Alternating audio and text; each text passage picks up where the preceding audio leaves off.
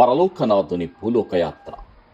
మహిమాన్వితుడు మహిమను వీడి మహికి ఏతెంచటం, మహామహుడు దీనుడుగా మారడం, అనంతుడు అవధులు కలిగిన ఈ లోకంలోకి రావడం, అతీతుడు మనకు అందుబాటులో ఉండడం, నిత్యుడు కాలంలోకి చరిత్రలోకి కాలిడడం, అదృశ్యుడు దృశ్యుడుగా ప్రత్యక్షమవడం, సర్వశక్తిమంతుడు సామాన్య మానవుడిగా పుట్టడం, ఆత్మాస్వరూపుడు శరీరదారుడు అవడం, పాపరహితుడు పాపలోకంలో అడుగిడడం, దేవదేవుడు నరుడుగా కన్య గర్భాన జన్మించడం క్రిస్మస్.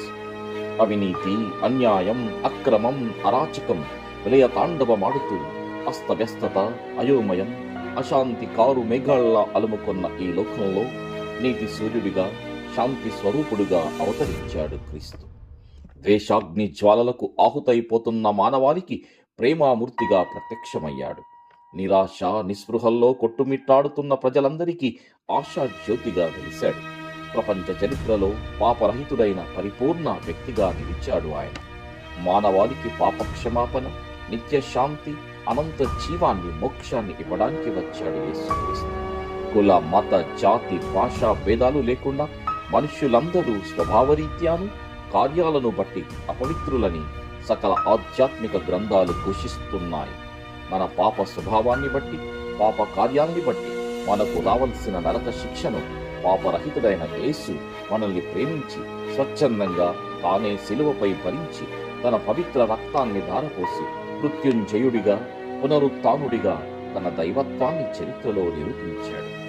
ఇట్టి గొప్ప ముక్తిదాతను హృదయంలో కలిగి ఉండడమే నిజమైన క్రిస్మస్.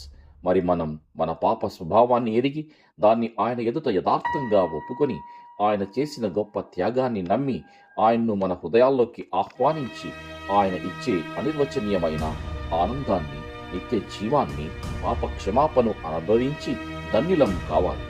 ఆయన మన గతాన్ని క్షమించి ప్రస్తుతాన్ని మార్చి భవిష్యత్తును భద్రపరచగలం. దాని ద్వారా నరక శిక్షను తప్పించుకోగలం. మన జీవిత గమ్యం మన నిర్ణయంపైనే ఆధారపడి ఉంది.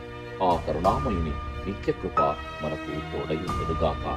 శుభాభివందనాలతో సవార్తిక సమాజం, మహబూబ్ నగర్.